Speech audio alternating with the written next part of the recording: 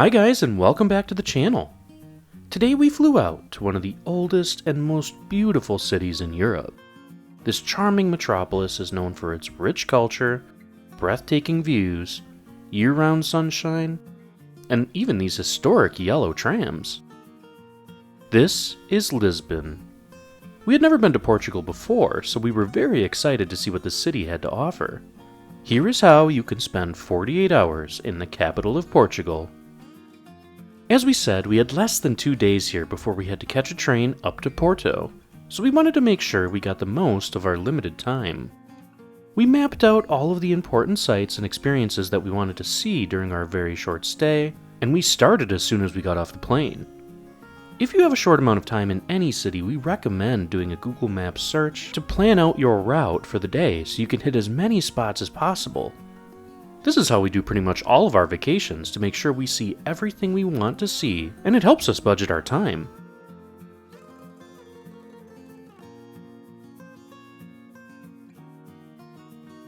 Lisbon is a very large city, and there are sights all over worth seeing. We started our experience in the Baixa neighborhood, which is the historical and current city center. This part of the city is characterized by many hotels, restaurants, and shops. And its streets are nicely organized in a grid pattern, many of which are for pedestrians only. This part of the city is very much different than the other parts of the city, mainly because it was all rebuilt after the 1755 Lisbon earthquake. Our first stop here was the Praça do Comércio, probably one of the largest and most famous squares in the entire city. This plaza is right on the harbor, and as the name suggests, it was built to commemorate Lisbon's place as a hub of commerce. What are you looking at, Catherine? The beautiful view. Yeah, and what else? And seemingly misplaced panda. Yeah, I don't know why you are there. Obsessed with the panda. It's just so confusing. I don't know why it's there. Why do people want to take pictures with it? Because it's there. Yeah, it's just, I don't like it. All around the plaza are little shops and restaurants, government buildings, museums, and this beautiful triumphal arch that was built in the 19th century. The Baixa neighborhood is full of squares like this, with massive monuments and fountains all commemorating famous people or deeds. We found another square that we liked just a few blocks north of the Commerce Square in the Praça Dom Pedro IV, which is generally just called the Rossio.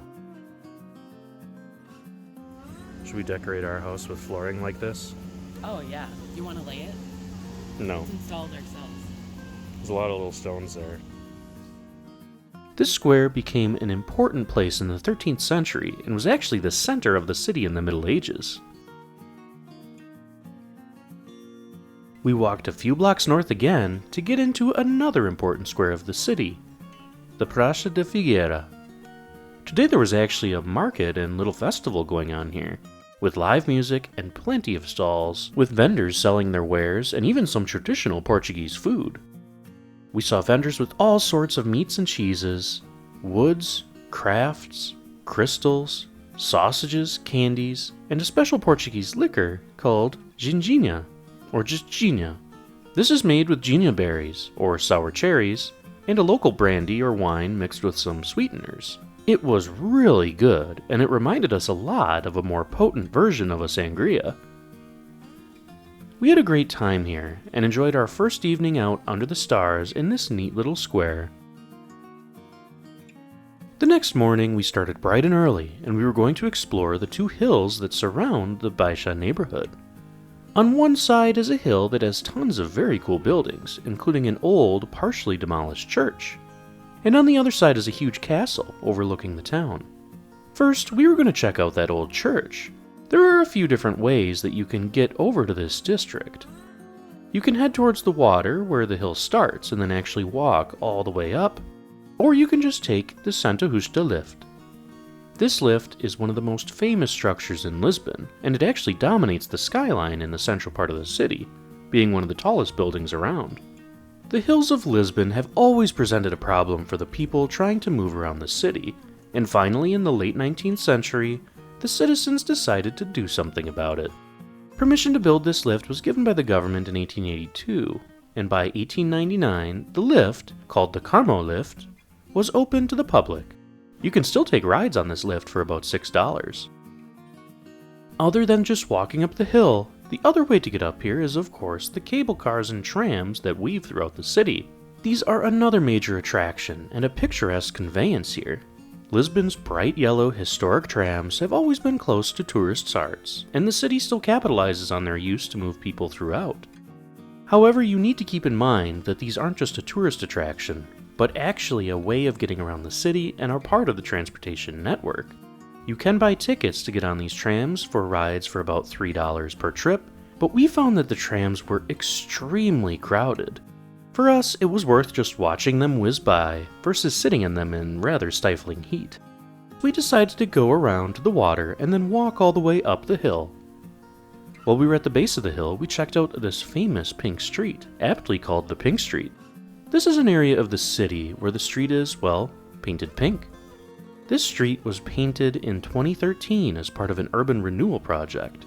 Now the street has a very vibrant atmosphere and is full of clubs, bars, and restaurants. You can come here during the day for a nice meal, or come at night for the clubs and bars. From there, we made the long slog up the hill. If you do plan on walking around this city, keep in mind all the climbing you'll have to do. In Google, it might just look like these are little hills, but it feels a lot more like mountain climbing at times. This was one of the things that we were not prepared for when we came here. There are so many hills. Finally, we made it to the top, and we found ourselves in the middle of a huge festival. This festival took place at a rather beautiful overlook.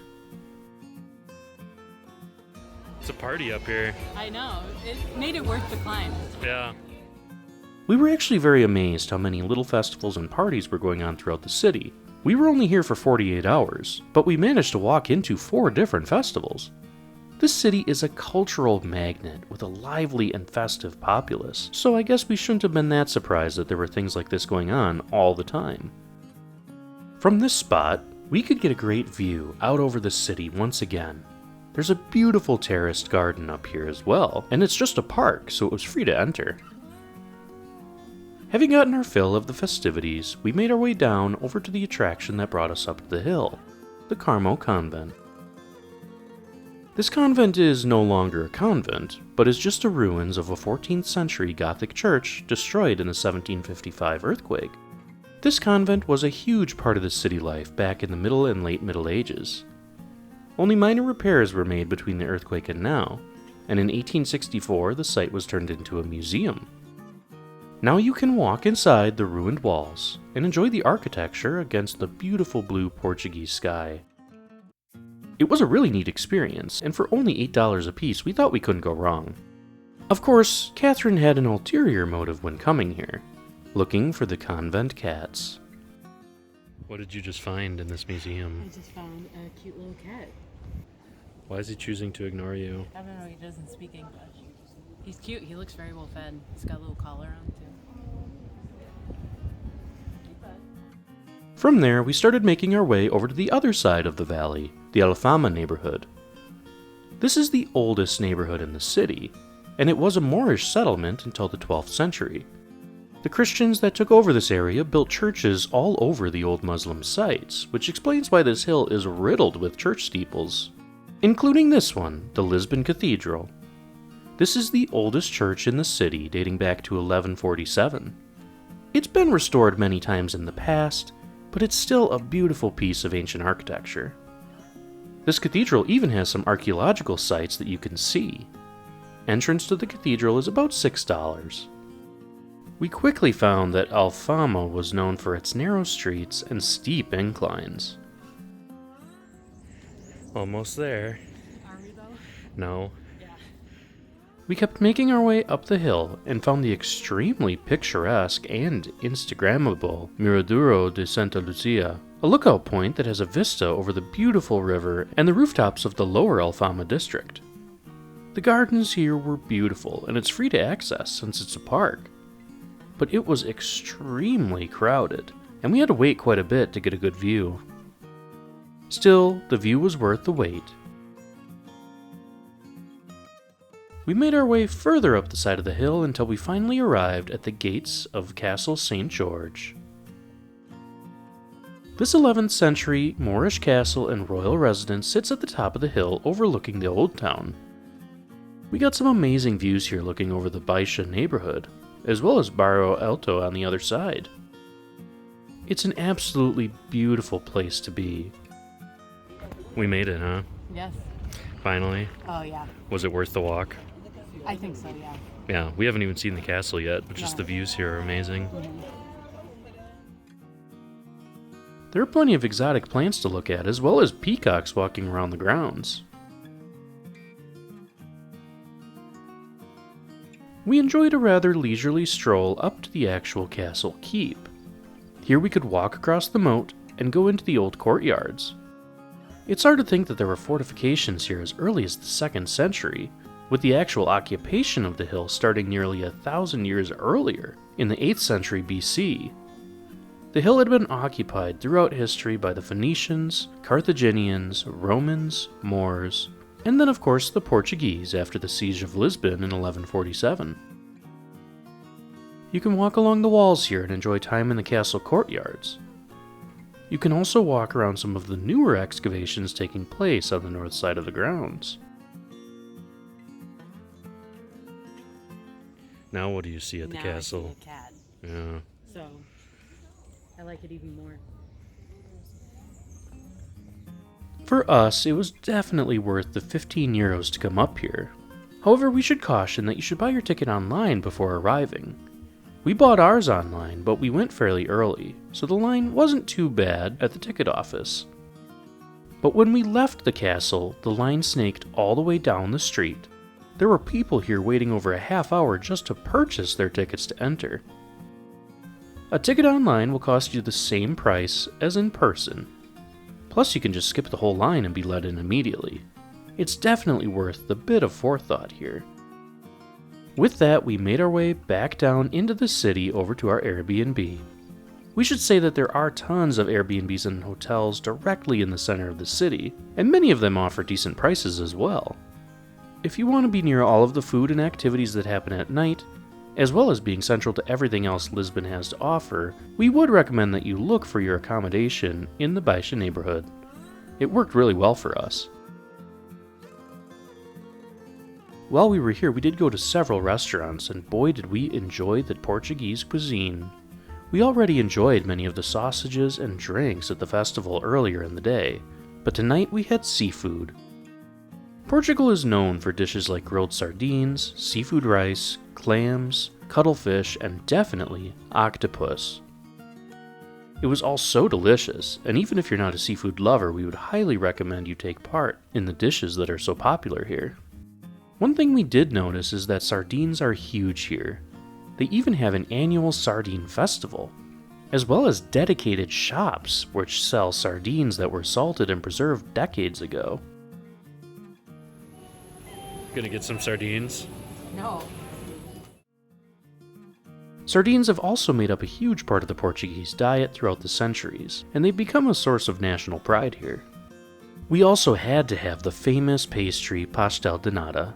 These Portuguese custard tarts are a delicacy here, and they supposedly originated in Belem, the neighborhood that we were visiting tomorrow. You can find bakeries and shops throughout Lisbon making these sweet treats, and they're very affordable as well.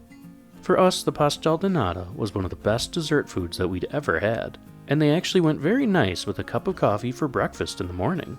Definitely recommend. One thing we should say about the food is that we expected it to be a bit cheaper. We had been to Spain many times at this point, and we loved how affordable the food was there, even in many of the larger cities like Malaga or Barcelona. In Madrid, the food was a bit more expensive, but still on the cheaper side when comparing it to the rest of Western Europe. In Portugal, however, pretty much all of the food was similar prices that we'd find in Western European cities, like Munich or Paris. It probably did have something to do with where we were, which was a highly touristy area, but just be prepared for higher food prices than you might be expecting for Portugal. One thing that was not expensive, however, was Portuguese beer, and of course, we had these many times. With that, we called it a night. The next day, we were heading over to the Belem neighborhood, which is located about 10 kilometers from Baixa, further west, closer to the ocean. To get there, we decided to hop on one of the many trains that leave each hour in that direction. This only cost a few euros. Before we did that, though, we decided to have a quick walk up the so-called Avenue of Liberty. This is a huge boulevard, goes from the Baixa neighborhood all the way to the more modern parts of Lisbon. It was originally a park for nobility that was turned into an avenue in 1879. Now, it's one of the most expensive streets in all of Portugal to buy or rent property on, and it's also the home of numerous embassies and diplomatic missions. How do you feel about this avenue? It's nice, but there's not as many like restaurants that we thought there would be. There's like these little cafes, but we thought there'd be more. Yeah, it's kind of disappointing. Yeah. It's just a very long avenue with not much here. Yeah. After seeing the avenue, we hopped on our train to Belem. Belem is known as a museum district, and we were going to see some of those museums today. Our first stop was the Belem Tower, one of Lisbon's top tourist attractions. This attraction is so popular because it's a very picturesque and unique medieval tower sitting out in the bay. This design is something we'd never seen before. It was a standalone defensive structure without any other buildings around it, which makes it seem quite odd. This 15th century tower saw battles well into the 19th century, but now it's a nice quiet museum and a UNESCO World Heritage Site.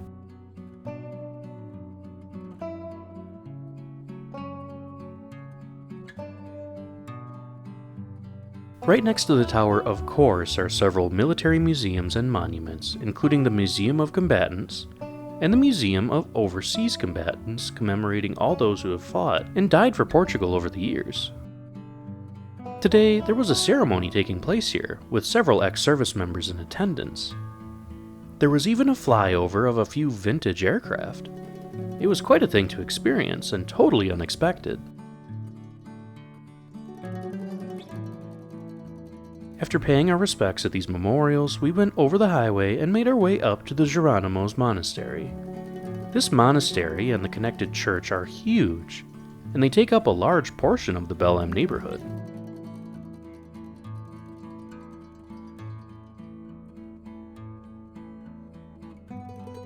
The line was out the door, so make sure you arrive early if you want to go in here. Inside, you'll find some of the best preserved Portuguese Gothic Manuelian architecture in the world, as well as finding the National Archaeological Museum and a Naval Museum. Across the street is also the beautiful Empire Gardens, an enormous park full of green spaces, fountains, walking paths, and this seemingly out-of-place Thai pavilion.